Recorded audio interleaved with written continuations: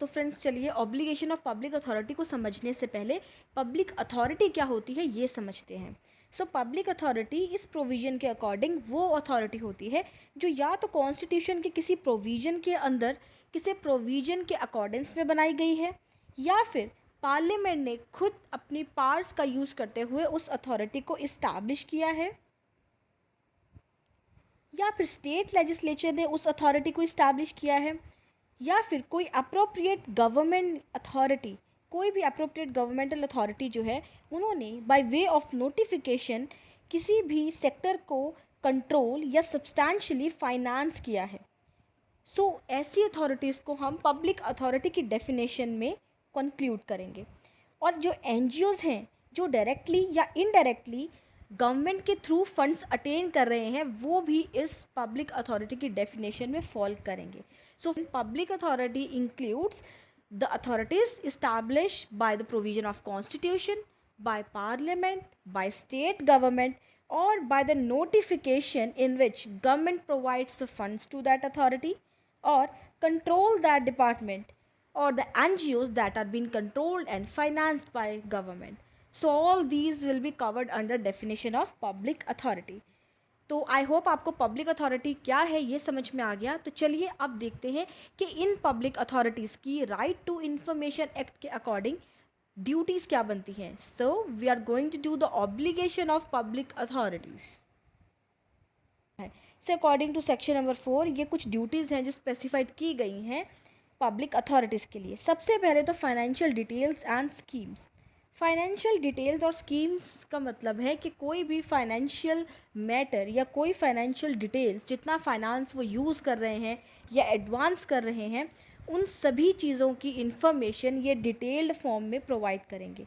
And more over जो schemes हैं जो फाइनेंस के रिगार्डिंग है या फाइनेंशियल स्कीम्स हैं, कोई भी पब्लिक अथॉरिटी अगर बना रहा है तो फाइनेंशियल डिटेल्स और स्कीम्स की जितनी भी एंटायर इन्फॉर्मेशन है ये सारी इन्फॉर्मेशन जो है ये प्रॉपर रिपोर्ट्स प्रिपेयर करने के बाद आम पब्लिक को भी प्रोवाइड की जा सकती है। The public can seek the information in regard of financial details and schemes.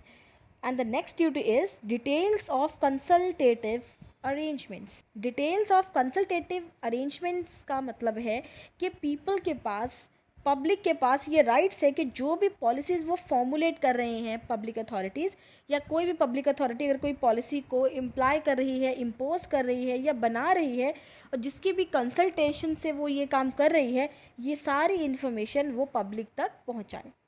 And the next duty is details related to assessing information.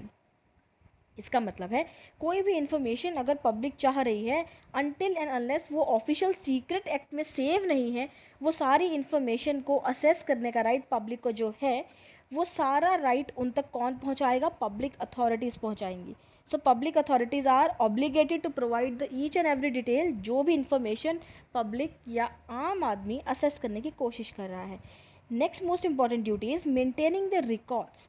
अब इस सेक्शन के जो क्लॉजेज हैं सब सेक्शन 1 में, उसमें कुछ टर्म्स मेंशन की हुई हैं कि ये कुछ चीज़ें हैं जो उन्हें मेंटेन करनी पड़ेंगी अपने रिकॉर्ड्स में। सो पब्लिक अथॉरिटी की ये ड्यूटी है कि वो सारे रिकॉर्ड्स, हर चीज़ का कैटलॉग बना के प्रॉपर इंडेक्स्ड मैनर में पूरा रिकॉर्ड मैनेज करके रखे और इस प्रोविज़न के अकॉर्डिंग वो सारा रिकॉर्ड वो पब्लिक तक फर्निश करे, उनको प्रोवाइड करवाए, ताकि हर पब्लिक के पास पब्लिक अथॉरिटीज़ क्या और किस तरह से काम कर रही हैं इस चीज़ की सारी नॉलेज उन तक पहुंच सके। और इसी सबसेक्शन के क्लॉज बी में उन रिकॉर्ड को पब्लिश करने की भी ड्यूटी है। क्लॉज ए में वो उन सभी रिकॉर्ड्स को मेंटेन करेंगे, क्लॉज बी में उसी रिकॉर्ड्स को पब्लिश करने की भी ड्यूटी पब्लिक अथॉरिटीज़ की ही है। क्लॉज सी बात करता है कि पब्लिक अथॉरिटी ऑब्लिगेटेड है कि हर रेलेवेंट इन्फॉर्मेशन जो पब्लिक को अफेक्ट कर सकती है वो सारी की सारी इन्फॉर्मेशन जो डिसीजंस बनाने में, पॉलिसीज़ बनाने में यूज़ हो रही हैं या रेलेवेंट है किसी भी तरह से, वो सारी इन्फॉर्मेशन लोगों तक पहुँचाएँ by the way of publication.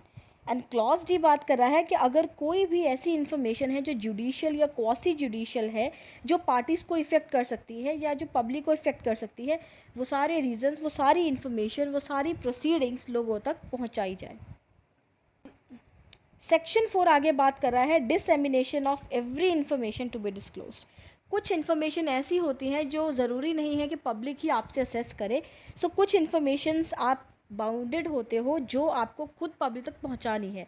So being a public officer, जो कि इस डेफिनेशन में So being a public authority defined under section 2, it is the obligation of public authority कि वो कुछ information सू मोटो बेसिस पे खुद के अथॉरिटी पे भी आम पब्लिक तक, नॉर्मल पब्लिक तक डिसएमिनेट करे, उन तक इस इंफॉर्मेशन को ड्यूली सर्व करे।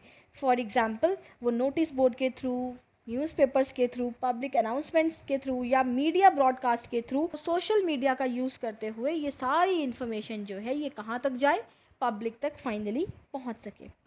लेकिन कुछ चीज़ें जो ध्यान में रखने वाली हैं वो ये हैं कि पब्लिक अथॉरिटी को ये चीज़ में ध्यान रखनी है, पब्लिक अथॉरिटीज़ को ये कुछ चीज़ें ध्यान में रखनी है कि इस इन्फॉर्मेशन को पहुँचाते वक्त वो जो मेथड है वो कॉस्ट इफ़ेक्टिव रहे, कि हर पर्सन उसे असेस कर पाए, और मोस्ट इम्पॉर्टेंट वो लोकल लैंग्वेज में हुए, ताकि वहाँ के कंसर्न पब्लिक और वहाँ के लोकल पीपल उस इंफॉर्मेशन को प्रॉपर वे में समझ सके।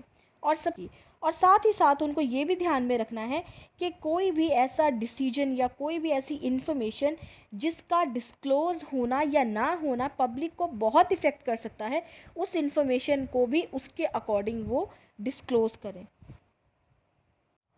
और साथ ही साथ ये भी ड्यूटी इम्पोज कर रहा है कि एक प्रॉपर अथॉरिटी बनाई जाएगी जो ये सेट करेगी कि सेंटर और स्टेट में जो भी पब्लिक अथॉरिटीज़ हैं क्या वो अपना रोल अच्छे से प्ले कर रहे हैं, या जो आरटीआई का राइट पब्लिक को मिला है क्या वो राइट अच्छे से प्रोवाइड किया जा रहा है पब्लिक तक या नहीं।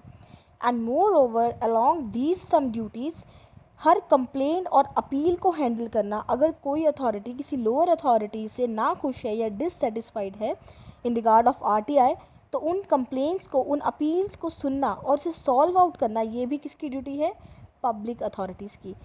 सो it's a duty of public authority to just monitor the implementation of the statute, and moreover it's a special right for the humans. So अगली ड्यूटी इनकी है कि जो ह्यूमन्स के ये जो राइट हैं, जो सिर्फ और सिर्फ किसे मिले हैं, ओनली सिटीजन्स को जो ये राइट मिले हैं उस पर ये पूरा चेक रखेंगे कि क्या ये राइट्स उनको प्रॉपरली मिल रहे हैं। सो इसकी इम्प्लीमेंटेशन चेक करते हुए ये भी चेक करना है कि ये ह्यूमन राइट्स के फेवर में ही हो, अनफेवरेबल बिल्कुल ना हो। सिर्फ वही इन्फॉर्मेशन डिस्क्लोज की जा सकती है जो ह्यूमन राइट्स के अगेंस्ट ना हो। So this was all about the obligation of public authority in the context of Right to Information Act. So friends, this was all about obligation of public authority and I hope आपको सारा lecture अच्छे से समझ आया होगा। आज के lecture में हमने बात की पब्लिक अथॉरिटी के बारे में और पब्लिक अथॉरिटी के ऑब्लिगेशंस के बारे में in context of right to information act 2005। Friends, अगर आपको वीडियो अच्छा लगा तो लाइक, शेयर और सब्सक्राइब करना बिल्कुल मत भूलिएगा और अपने दोस्तों के साथ इस वीडियो को भर भर के शेयर कीजिए। Thank you for watching law addiction.